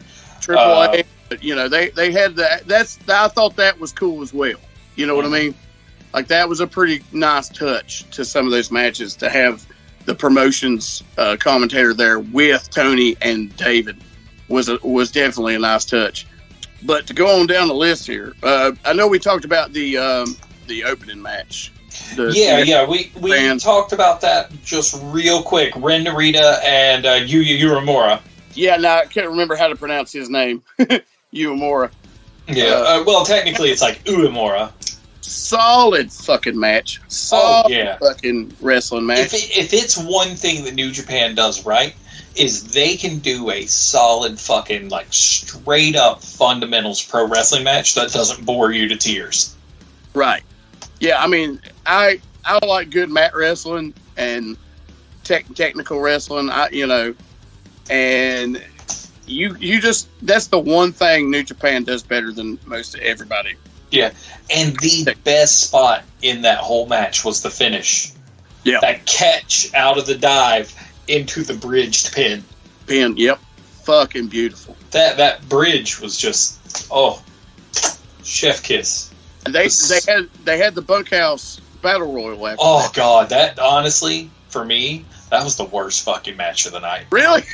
I liked how I thought Bully Ray was going to win. That was fine. That was fine. I thought it was neat how Nick Gage made his little appearance to just basically push the GCW guys in the battle royal. Yep. And I'm thinking the way they got it, and I know who Mance Warner is, but I haven't seen enough of Mance Warner's shit to really have an opinion on him. He wrestled Moxley recently. He just wrestled Moxley, recently on AEW. I hadn't watched it yet. Because I thought, damn, he went from Bunkhouse Battle Royal to AEW real quick, because he's been wrestling for GCW for a minute. And I know him through the podcast shit, too. He does the ad-free show stuff. He was doing some kind of little show on there. You know, all the guys that do stuff with Conrad Thompson. All got some ad-free show shit, and Mance was doing some ad-free show stuff, and so I knew of him, and I'd seen a couple of things, but I did like how they kind of swerved us and put it on Mance, because I really thought Bully was going to win it. Yeah, Bully just putting over, and I mean that's perfect. Bully's putting over someone who's going to be here next week. You know what I mean? Bully's not doing a whole lot of nothing. I mean, podcast, radio, and I'm sure he's doing some indie work, but right now he's very comfortable in that Busted Open podcast. Oh yeah, but like I said, not bad for a battle royal. I did like the whole GCW tie-in where Nick Gage come out and introduced everybody to come out. But now, I'm not the biggest fan. Also, and as being a worker, not the biggest fan of battle royals. You can't do a lot in a battle royal till you start losing people. Yeah, I'll get to that part in a second. Now, real quick, did your feed where you were watching it have a lot of really shitty audio? You know, I don't remember the audio fucking up. Like the audio would, like, volume levels would cut in and cut out. You hear the crowd, then all of a sudden the crowd was gone. Shivani would be at normal volume, then all of a sudden it was real quiet. I do sort of remember that, and I'm literally telling my wife while we're watching. I was like, Vince McMahon would have a heart attack if he saw this. Like, I saw a lot of production flaws, a lot of bad camera angles, audio shit. Now you know the way you explained it, I was like, yeah, I do remember that. My main fault with the Battle Royal is, I know with a lot of Battle Royals, they start off with, like, everybody at once, and then slowly people are getting slung out, and things are going. This Battle Royal, they hyped it up, showing shit, and how hard fucking core the old Bunkhouse Battle Royals were. Right. And then this one was the most tame and white bread fucking thing I've seen in so long. Like, they didn't even get any fucking color. Nobody did get color, now that I think about it. And that may be a thing. You know, I don't know that anybody else on the card got color besides Rick. But, I mean, if you're going to book a Bunkhouse Battle Royal and talk about the legacy of it all. I agree. And you're going to show all these hardcore fucking... Like that over better. To me, it's like watching a cage match without blood. Why is there a cage match without blood? Yeah, it's just... They missed some spots in that would have really, like, set it over the edge. Yeah. In my opinion. I agree with that. also the ending, the the finish. Oh, it was so rushed. Like the back half of that battle royal. My God, Bully just put Mance through a table. Got the big pop, the big Dudley pop. He just put somebody through a fucking table, and then when he picks him up, does the little the same old fucking shit, where they just use the other one, like he's going to throw him out, but then Mance reverses him and uses his momentum to throw him over the ropes. Well, you just got power bump through a table, motherfucker. Those were some of my biggest flaws with it. But to me, there's no such thing as a good battle royal because they all suck. So, from the perspective of a worker, like I said, I always hated battle royals, and if I got in it, I try to get out pretty quick. Because unless I was going over, I got out pretty quick because I just hated them. I always hated them. But from someone who's not privy, and even smart marks, they don't know what it's like to be in a battle royal, and it looks cooler from the other side looking in. Yeah. Because you think, man, there's 30 guys in this fucking ring, and what the fuck's going to happen? Well, nobody's not going to do nothing but throw some punches and some eye gouges and shit until they can throw somebody out. And then you have room to actually do moves. So you're not going to see much of anything. No, unless there's an under the rope roll. The aesthetic of it looks like pretty awesome, I guess. As a kid, I remember loving them. You know what I mean? Yeah. But I like the idea of the Royal Rumble better, where it gradually gets bigger. Mm-hmm. You can control how many people are in the ring at one time, and it's not going to be all 30 men. And so, yeah, it definitely. I loved how they still gave Mance like the boot and belt buckle. Yeah, that was good. That was cool. After that, man, Ricky Morton and his son Kerry had Robert Gibson in their corner, which I thought was weird, being that this is, and nothing against Kerry Morton. I think Kerry's a good talent, and I think he'll go somewhere. He obviously has talent, and it's God-given, because Ricky Morton is one of the greatest that's ever laced up a pair of boots.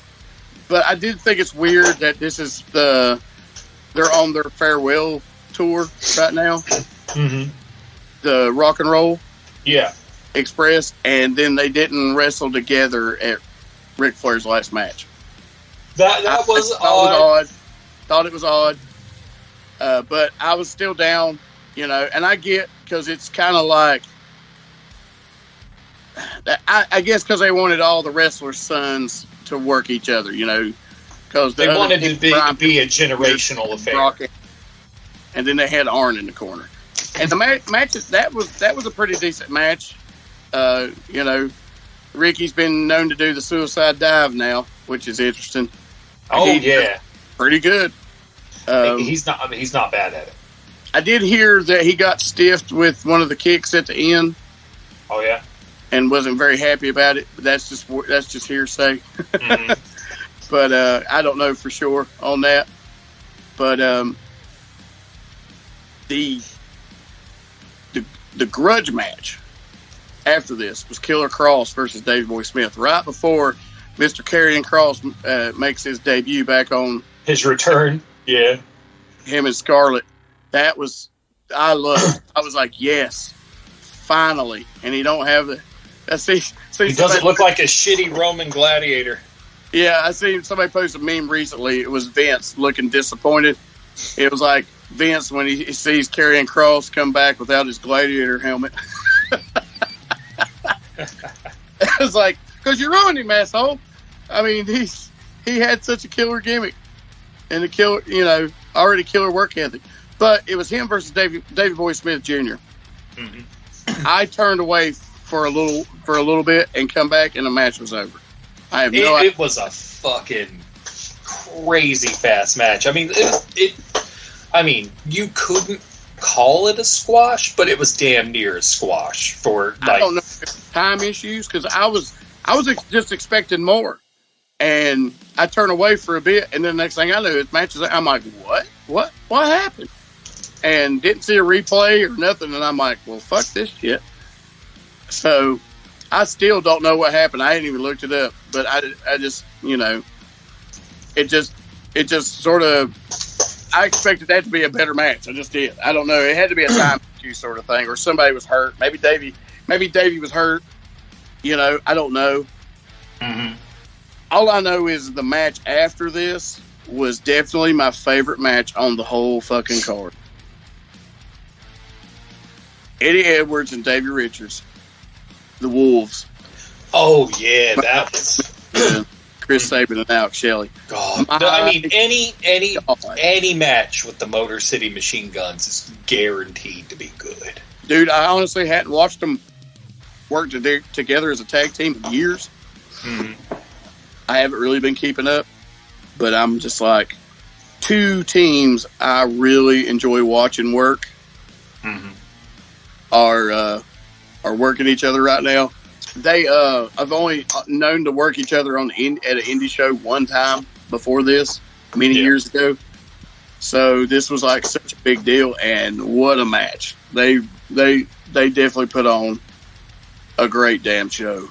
I've always liked Davey Richards, by the way. Like, I always liked his work, man. He looks like the Dynamite Kid and British Bulldog had a baby, but he's nowhere near as big as either one of those guys. Yeah. But he has that look to him, and he's mm-hmm. And I've always liked Chris Sabin and Alex Shelley, man. I watched all that early TNA stuff. So when they become a tag team, that was some good shit. And they are one of my favorite high spot workers, Yeah. And I mean, Jesus Christ, where would people like the Bucks or the Usos be if it wasn't for guys like Motor City Machine Guns, mm-hmm. paving the way for a lot of those guys? Exactly. The AAA match, Phoenix, Bandito, Laredo Kid, that was a rematch from Mania. And Black Taurus, yeah. Yeah. Oh man, Laredo Kid almost ate fucking shit. That was High Spot City right there, is what that. I mean, that was Lucha Libre. Phoenix, man, I like watching him. I like watching his stuff, man. I'm so glad that injury didn't put him back. I know. I mean, he dislocated his elbow. Yeah, he dislocated his elbow. I'm glad nothing else happened because I thought he elbow, broke his arm when I saw it. I thought that shit was. Oh shit! He just broke his arm. I thought he was going to have like some sort of super surgery on his elbow, like it torn like every fucking ligament there was. But luckily, it just popped loose and folded backwards. I mean, hell, I wouldn't want that to happen to me, but I mean, shit. And then think about it that's not been that long ago to now. No, January. Yeah, and to now, he's on Ric Flair's last match, pay-per-view, wrestling what looks like the first hour of Nitro. But better. But better. The four-way match was after that. The Jonathan Gresham, Alan Angels, Nick Wayne, and Takeshita. Yeah. The what? Take a shit. Oh, God. Who is a badass. Oh, God, he's good, man. We were talking about him earlier as well. Mm-hmm. My God. What a talent. And this was a pretty quick match as well for a four-way. It was. And I don't know if that had anything to do with trickle down shit from the whole Gresham Tony Khan, him losing in the Ring of Honor title almost immediately as Claudio gets there. Yeah. And don't be wrong, I think Claudio is great and deserves a title. Mm-hmm. But we could have probably had a much better story in it, because now it's almost like Jonathan's not even going to have a chance to even get that belt back, because he's straight up. He was quit. Straight up said, "I'm done." Yeah, he fucked right on out of there, and that makes me sad because I really like Jonathan Gresham. I mean, a lot of people are like, "He's too small. He's not even good in the ring." I'm just like, he is a big little man. You know what I mean? Yeah. You can't say he's not. I mean, he's obviously a short guy. You know, Yeah. Man, his work is fucking great. And I mean, we're in a business now where there are a lot of small guys. It is what it is now. Used to be the land of the giants, and now it's the land of the small guys. And yeah, he's a little shorter than most, but his talent and his fucking look alone. I love the Cthulhu mask myself. Oh God, I love his fucking octopus mask. It just that's really cool shit. But like I said, Gresham went over, and it was just over in a flash. And I was like, man, I'm not a fan of 4-ways either in wrestling, but damn, you know. Yeah, I know. It was quick, fast, man. Quick, fast. That's like, there were some good spots. You know, everyone had their moment, but like, it's like as soon as Gresham was able to capitalize, he fucking did it. Yeah. And Alan Angels, apparently, you know, with Impact now, he's a good talent, man. I like watching Alan work. Oh, me too. It's like, and his matches with Kenny were fucking great. Oh, yeah. And now it's just kind of like, man, and I'm still wondering, is it a time issue? Did something go over longer than it was supposed to that we don't, you know what I mean? I don't. Yeah. Because it just seemed like for a 4-way that was quick, and then after that you get the Briscoes versus the Von Erichs. It's the first time I've seen those Von Erich kids work. I've seen like small clips, but nothing full on. Yeah. And I think they did a damn good job. Problems I had with it. One, they looked like the low rent smoking guns. Yeah, totally get that. Followed up by thing I liked. I liked how one of them rocked the bare feet, classic Von Erich style. Kevin.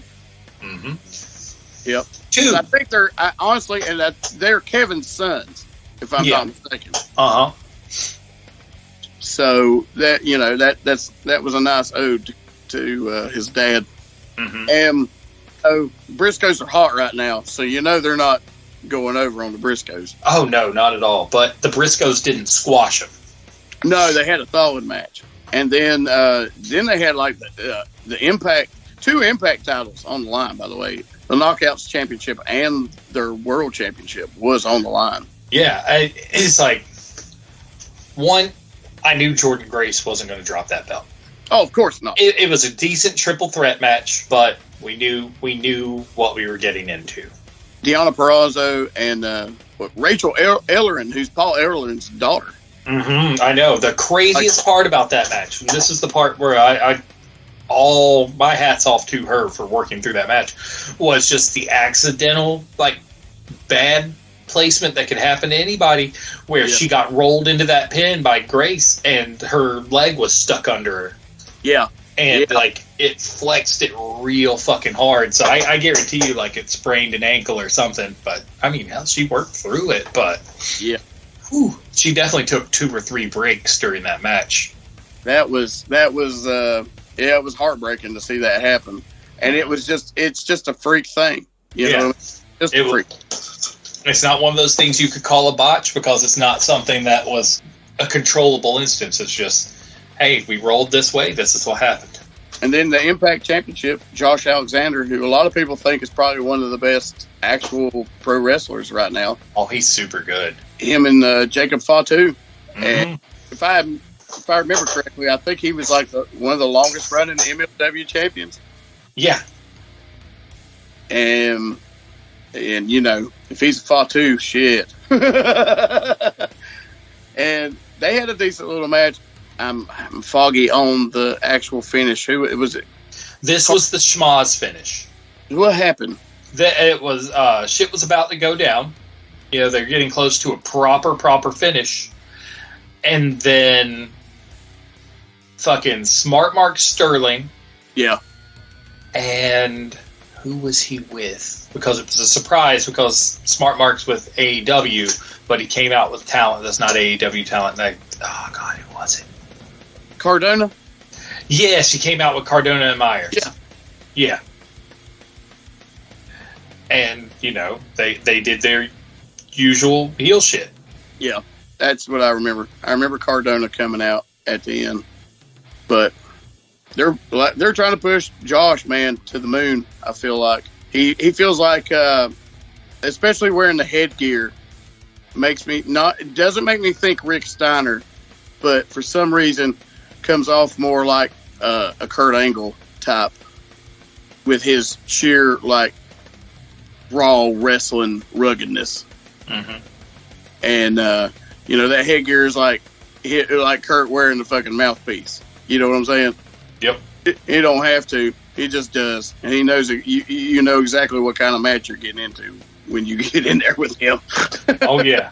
They're going hard, and it's going to be good. It's going to be it's just going to be chain wrestling city, which I like. I like that style. And still was a good match. Jacob Fatu, man, that kid's going to be a beast someday. He is already a beast. I mean, he might be already a beast, but the problem is nobody knows he's a beast. Exactly. And it's like my gripe with my wife about Hangman Page in AEW. I was like, they made him champion there for a little bit, but really, who has he beat besides Kenny Omega? Nobody. Mm-hmm. He's not beat any big name. I mean, he's beat people, but he's not beat any big names. Kenny's the biggest name he's ever beat. So he needs an actual rub from somebody, which I thought they were going to do with CM Punk, but until Punk got hurt, because they had to have plans for them to chase each other with that belt for a while. I agree.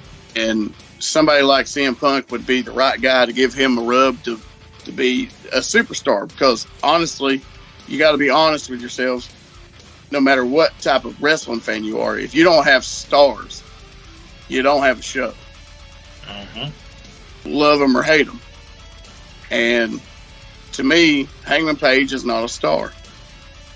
He's a great talent. He's fucking, he's fucking been their champion. That's great.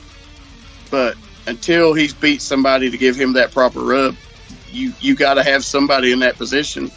That's why Jon Moxley's there. Yep. John's a star. Period. That guy's wrestled top names for many years. It's true, man. Anyways. For me, I'm more of a fan of Hangman just because of all the New Japan work. Yeah, and that's great. I've seen that shit too, and it's. But you're right that he's in-ring. Not a traditional star. No, and he's a big name, but Kenny not. It's one of those rare people who never was a top guy in WWE who's considered a star all over the world. Yeah, you know what I mean. Mm-hmm. So Hangman doesn't have that yet. No. He will. He has the charisma for it. He has the gimmick for it. He has the ability for it. He just needs the rub. Yep. He needs somebody to give him that rub. And once he has that dude will be a superstar. Hands down. Oh, yeah. And I'm waiting for them to actually do it. Mm-hmm. It's getting old, I'm thinking this trio, Bucks and him versus Adam Cole and which I love. Red Dragon is going to be pretty solid. I really like Adam Cole too. I love Red Dragon. Jesus Christ, those Ring of Honor matches, dude. Oh my God. Oh yeah. But this is going to be that's going to be perfect. I'm glad to see the Bucks hopefully out of this ridiculous heel shit they've been doing. Mm-hmm. It's just, I get it. You're trying to be an annoying heel. Ha ha ha. Funny. It's just old. I much prefer, as heels, I much prefer them as like the Bullet Club heels. Yeah, I mean, they were the annoying heels there too, but it was a different style. It was a little more DX kind of shit. Not saying that they were ripping off DX. That's not what I mean. But just the attitude vibe made me think that. And this last one has just been childish more than anything. They give off the vibe like we know what match we're going to see when the Young Bucks come out. They're going to get the same heat spots, and it's going to be the same old high spots you always see. Yep. And just hopefully, I don't know. I think they worked better during that Bullet Club time. I felt like they were heels. You know what I mean? Like, I liked it. I like that they're kind of being disrespectful in this way. Mm-hmm. And I've just not been a big fan of the more annoying Bucks here lately. So maybe this like small little run as a babyface will be a little invigorating compared to what we've had to see here recently. Sorry, I kind of rambled on that one. Oh yeah, I mean it makes total sense though. It does. But I can't wait to see all of these guys work each other. That'll be the treat, because I think every one of these guys have chemistry, and we're going to see a lot of good stuff in the future. Indeed. Now, quick thing that I saw, because we're about to see, it feels like we're working to a nice wrap up. Some things I saw real quick from Raw tonight. Oh. And it goes with some stuff that I posted on the Facebook page earlier today about some names being courted to re-sign. Uh-huh. Well, one of the big ones, because apparently Ciampa's been hinting at it a lot. One of the big ones down the rumor mill is Gargano coming back. I have heard that because I heard Gargano also had made a comment about just keep watching. Yeah. And then the follow-up from that was there was talk about the return of Dexter Lumis. Oh. And he was in the crowd at Raw tonight and was escorted out by police. Oh, interesting. I would assume that's kayfabe escorted out. Wow. But he was in the crowd at Raw. So, that little rumor may have just come to pass. That Dexter Lumis may be back. Because if it's someone that had the fucking look of a killer, I think we're going to see a lot of people coming back. I do too. And that's a good thing. I'm hoping that when this is the moment where AEW is going to realize they can't rest on their laurels. They're going to have to shake their shit up and push it to the next level. You got all of these big names from WWE, and yeah, you've got a lot of them in contracts now for the next 5 years. But what's going to happen in 5 years? Exactly. What are you going to do to keep them around? Or are they just going to bide their time and go back when their contract's up? Or are they going to get fed up and ask for a release and then go straight back?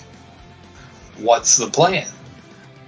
And with what people talking about how unhappy they are there right now because, not being utilized the way they want to. I mean, they've got creative freedom, so there's good and bad, of course. But the main thing, when you leave somewhere where you were being underutilized, but you had no creative freedom, but now you come to a place where you've got loads of creative freedom, but you're still being underutilized, it's kind of a kick in the ass. Hard to get over. Yeah, I mean, I'm hoping that, like I said, this is the make or break moment. AEW's not going anywhere anytime soon. Anyone saying that shit's fucking, off their fucking meds. We need competition is good. Mm-hmm. And competition breeds quality. Exactly. Anyone. It causes the company on the other side to strive to do better. Mm-hmm. And, that's why you had the best NXT at the beginning of AEW. Yep. And they took that away from Triple H because he lost a lot in the ratings. But basically, if you think about it, he was losing in the ratings to all these talent he had already put up Mm-hmm. It already put over in NXT. Yeah. It it was ripe with former NXT people. Yeah. And those are people that Tripp was putting over. So it does suck. It almost feels like he lost to his own creation, so to speak. Somewhat. Not storyline or any of that kind of wise, just the talent wise, Mm-hmm. So now, which I think now there'll be more open in the future, hopefully some open relationship work between the companies.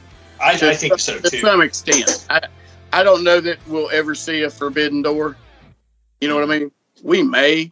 I mean, for Christ's sakes, we saw Mickie James at the Royal Rumble. Yeah. So it's not completely out of the question, but is it something that's feasible, or is it something that's going to be good for business? Mm-hmm. It depends on how it's booked, really and truly. Truly. I'm excited to see where WWE goes from here. I am too. It's like I feel like we've both been saying it for a long time. It's like we don't hate it. We want to see it back to what it once was. Right. Back to being good and engaging. It's and not. Yeah, we're not exactly asking it to regress. No. You got to move forward, but you can move forward and still be compelling. Yeah. And I think that's a lot of what they're missing. Mm-hmm. Fucking just too many, having the fucking lines, you have to say this verbatim. There's no deviating from anything. And I hope they get a little more leeway on that, where you're not going to be punished if you go off script because something just sort of feels right. You know what I mean? Mm-hmm. The crowd might be reacting to something that you didn't anticipate as a writer for them to react to. Because wrestling crowds, man, are strange creatures. Fickle as fuck. So you never know. And I just like the idea of learning how to work off the cuff or listening to the crowd and knowing that you have to call an audible sometimes. This ain't working. And I'm ready to hear good promos again. Oh God, I'm ready for them to give them back some fucking creative freedom. Yeah. I mean, they're never going to have as much freedom as, say, your AEWs or indie promotions. They're always going to curb it a little bit because this is hella huge corporate television. AEW's also not a publicly traded company with stockholders, people on their board who feel certain ways about shit. So that has to be hard. I couldn't imagine having to work with that kind of shit. Exactly. So I know how corporations work. I've been working for one for over 22 years. Yeah. And that's one of the biggest problems with WWE is them being a corporate entity. Yeah. That's what's kind of shot them in the foot creatively for the longest time. They've been afraid about pissing off shareholders when at the same time, if you make the fans happy, you're going to be making money, which in turn makes the shareholders happy. Yeah. Yeah. It's a strange and awkward dynamic. Very much so. So I'm super stoked about all the possibilities of things that are going to be coming up in the future from WWE. I'll probably have to start trying to peep some of it from time to time, but again, it's another one of those things where I agree with Kevin Nash. 3 hours is way too much time for a single television program. Yeah. And Raw only needs to be 2 hours long. I agree. I totally agree. I can't devote the length of time of 2 decent movies for just watching fucking wrestling with commercials. I can't do it. It's like watching Lord of the Rings director's cut. Yeah, just one of them. Once a week, sometimes twice a week if you lay in the other. Oh man! And One final thing before we call it tonight, just because I remembered the meme and something else just now reminded me of it. So, I'm sure most of it's water under the bridge, but what do you think's going to happen to Cody now that Triple H is in charge of creative? I think that Triple H is smart enough to see that ever since Cody got to WWE, that he is marketable, and it's going to be quite an asset to their company. Oh, I agree, but I probably saw one of the funniest fucking memes ever earlier today. But, could there be some sort of receipt down the line? Sure. Oh, I mean, he's going to come collect. I mean, he may not be able to physically do it now, but he's got something of his he'll want to happen that Cody will hate. One of his passion projects is going to take Cody down a peg. Oh yeah. So, but I think that I always hate it when people say Triple H buries all these people. Triple H has made a lot of people. Back in the day, the height of the Clique is a different thing entirely. Yeah, but modern, even in the Clique days, he wasn't Shawn Michaels and he wasn't Kevin Nash. Those guys were the ones getting away with murder. And Triple H is the one who had to take everybody's punishment when they left. Yeah. And he was. I mean, but look at him now. Look at where that happened. You think he ever thought he would be in this position now? Probably at that point in time during the curtain call. I mean, I'm sure he didn't think he was going to be banging the boss's daughter either. I mean, Randy Savage beat him to that one, apparently. Allegedly. But I think Triple H is smart enough to know that Cody has a lot of uses to the company, and he definitely fits there more. Like, at first, I was kind of pissed that he would do, just kind of like, he talks so much shit, and I know it's wrestling, I mean, the Ultimate Warrior's come back and worked how many times before he died? You know what I mean? So 2 or 3. And if that guy could come back and get a job there, anybody can.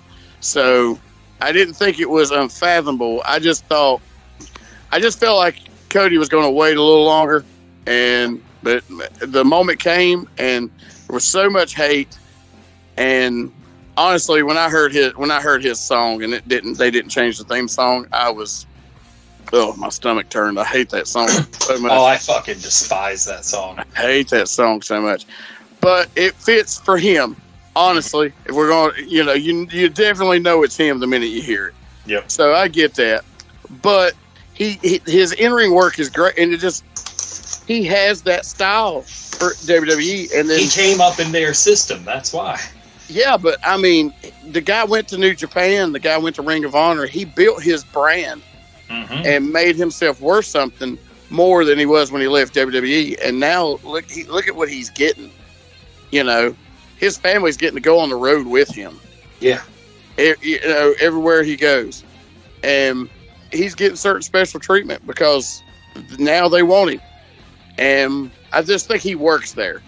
And especially after he showed where he tore his pec muscle and he still worked. Yeah.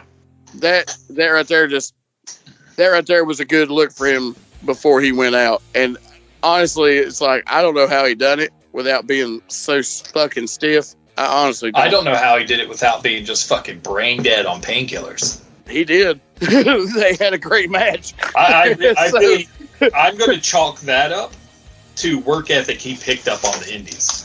Right. I mean, he definitely has it. He definitely has that kind of work ethic and a great work ethic. But I think he's a huge asset to them right now because a lot of these WWE guys who are hardcore WWE guys, that's all they watch, are happy that they have him. Like, they feel like they got a big win from the other pro wrestling fans. Yeah. Like I don't have that kind of mentality. I don't give a shit. I watch wrestling because I like wrestling. I don't really give a shit what the company is. I just like what I like. I've had a lot of downtime from WWE over the years. I quit watching it for a while, and then AJ Styles come in at the Royal Rumble, and I started watching it again. and then I got back off of it again. As the product is what it is. It's not the wrestling. It's not the in-ring work. I love the in-ring work. A lot of people there, but I'm looking for a lot of good changes. I want to see.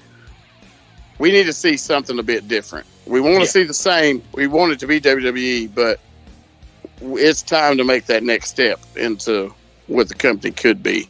And we could take, I mean, for Christ's sakes, I think Disney is still wants to buy WWE. Can you imagine? Oh, God. If Disney bought WWE, think about this. They would corner the market on most entertainment. That'd be a terrible thing in the grand scheme of things. Besides sports. Yeah. Like NFL or NHL, they don't have it on sports, but seems like a monopoly. But when it comes to entertainment, it seems like no one cares. It's sad that it seems like no one cares, but that's just because it's like no one's really noticing how it works. It's like they're only noticing the fact that each one of these giant companies breaks all these things down into subsidiaries that are under the same umbrella. So it is the same company, but from a monopoly standpoint, it's not the same company. No. And I find that to be a crock of shit. But everyone knows. Everyone knows Disney owns all this shit. And it just blows my mind that this company, because if I'm not mistaken, I think they're in the talks to buy DC if they hadn't already. I don't believe so.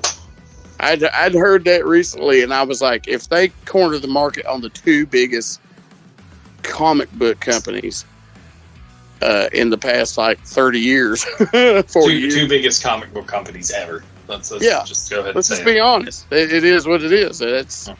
If you corner the market on that, my God, it just blows my mind, man. And so the thought of this conglomerate absorbing WWE, who WWE themselves wanted to be like Disney. That was the main goal. Mm-hmm. They were like, we want to be as big as Disney. And now Disney is like, we could own WWE. And people don't understand how big WWE's reach is, especially within the pro wrestling community and all the libraries that they've purchased. Oh yeah, it's fucking huge. What's funny is almost all of their real, they bleed WWE diehards are all from overseas. Really? If you're in any fucking wrestling groups, the most diehard WWE people, from what I've seen, are from the Middle East and India. Well, it's because that's probably the only pro wrestling they see. Mm-hmm. And it's ridiculous because they will talk shit about everything else. And I got in an argument with one of them the other day about how AEW is competition. They're like, no, they're not. Look at their ratings. I was like, ratings don't mean fucking shit. Ratings haven't meant shit since streaming became the biggest thing in the world. Exactly. Ratings don't mean a fucking thing. It's like, look at your market shares. Is AEW competing with them in merchandising? Yes. Is AEW competing with them at mass market retail? Yes. Look at, they both have action figure lines. When's the last time you saw a wrestling company with an action figure line that wasn't WWE? Right. Exactly. WCW, ECW. 99, 2000. Yeah. They are competition.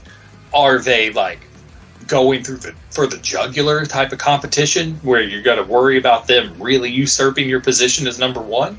No. Are they putting out better product? Sometimes. Yeah, I mean, especially on this podcast, as someone who watches AEW, they're not above criticism. I criticize. I love them to death. They're the program I prefer to watch. But right. I mean, even if I don't like it, I still feel like I'm watching a wrestling program, and I'm not watching a 20-minute fucking promo to set up this storyline. You don't need it all the time. Save it for your big shit. Let's go. And that's the problem with Raw having a 3-hour show. With it really has probably 30 minutes of pro wrestling. I mean, apparently, like, there was a shitload of just straight wrestling on Raw this past week. Like, not just tonight, but last week, the first Triple H Raw, there was plenty of, actual wrestling in that first hour. Oh, wow. And they got to go commercial free. Oh, no shit. USA let them go commercial free because SummerSlam did so well. Oh, nice. Mm-hmm. That's pretty cool. Yeah, no joke. I mean, the Triple H era started off with a bang. We'll see how it goes. Well, long reign, Triple H. Yeah, long may he reign. I've always been a fan of his stuff, man. I've seen his. I remember terrorizing. Mm-hmm. So I'm happy that somebody is in there with that mindset who also knows how to push the proper young talent. You know what I mean? That dude's got an eye for talent. He knows. I mean, he was in Ciampa's corner. Vince was never in Ciampa's corner. Yeah. You know what I mean? Let's be do. honest. And he knows because he sees that Tommaso Ciampa is a bad motherfucker and can make somebody money. And it's about to happen. Mm-hmm. We're about to see a lot of talent that should have got the push they deserve, and I'm seeing Karrion Kross being the first one to prove that. Oh God, I believe like the sky's the limit for Karrion Kross right now. I still think they should have allowed him to be Killer Kross, but it is what it is. It's the name. It's not going to come across on national television too well. Especially since I believe kill is number 30 on the list of banned words. So, yeah. But is what it is. We know who he is.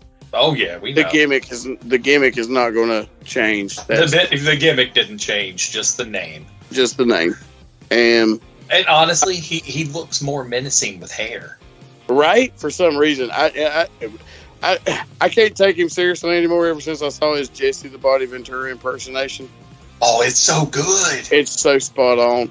And I'm man. This dude, I can't take you as a killer right now when I hear this because this makes me laugh so hard. It's so good. It was spot on, dude. Fucking spot on. Well, shit, that was a good finishing ramble, I think. Yes, it was. That was a good way to finish it, I think. Oh, yeah. But, yeah, all things considered, it's been a good past couple weeks. Things are on the up and up. I look forward to Quake at the Lake, AEW's thing this week, because FTR is going to be there, them and all their 9,000 belts. My boys, the real belt collectors. Woo. So I've got high hopes. High hopes. And the best part is, like, I get to roll out this week. This is the nice last final week before I got to start going back to work days. Mm-hmm. And it'll be nice and easy this week. So I'll get some wrestling dialed in because I'm at home. I don't have to worry about anything else. It'll be good. But that being said, we're still working on behind the scenes updates and things. We'll hopefully try to keep trying to at least get an episode out every week or at least every other worst case scenario. I'm going to have to schedule some times to get up with a handful of people at one time to really like go over some real planning to make this new idea work out as well as I want it to. So we'll kind of try and hash something else out like that. But beyond that, thanks for listening to Post this week. It was always a pleasure to have Chappell on here. He's basically, a host now. He's just a part-timer. Just a part-timer. And I appreciate you having me on every time. It's always a blast to just shoot the shit about pro wrestling. Mm-hmm. No doubt. I enjoy it. That's why I do it most every week-ish. But, yeah, hopefully we'll get our schedule really, really righted. Hopefully we'll get Grayson back in the mix pretty soon. I visited him and the nephew yesterday. Things seem like they are opening back up to where I can probably get him back. I just hit him up and see if he's caught any wrestling, because right. I talked to him, he's like, man, I haven't watched anything since April. And I was like, damn, kid. Like, watch some pay-per-views. Let's go. But you can watch and feed your child at the same time. Exactly. But with that, big thanks to Falcon and Ann Polar for making us sound good. And fuck that guy. He says that because he beats him at Mario Kart. I know he was waiting on me to say that at some point. So I mean, he's got a couple instances where his wait's not too long on this one episode alone. He just waits for the next utterance. But yeah, they keep it sounding good every week. Give them a follow on their social shits and what have you. Give us a follow on ours. They'll be in the show notes as per usual. Get our listens back up. I don't know what it was where they tanked so hard. It's like back to the early days, man. I'm just like, what the fuck? We used to have people listening pretty regular. I mean, either it's like we had regular listeners and we ran them all off, or the fucking bots decided it wasn't worth their time anymore. I don't know. The robot listens. Fuck, it makes it sound good. I'll pretend they're real people. I don't give a goddamn. Let's go. But yeah, seriously, come listen to the show. But we'll be back as soon as possible. Hopefully, before too long, we'll debut a nice new little avenue of creativity for the show. Keep very excited about it. Yeah, keep an ear out for it. We'll let you know when it happens, and hopefully that'll be something that really, to use the parlance of the business, gets over. Oh man, but that's right. With that, we'll catch you next time. Have a good one. Bye. Take it easy.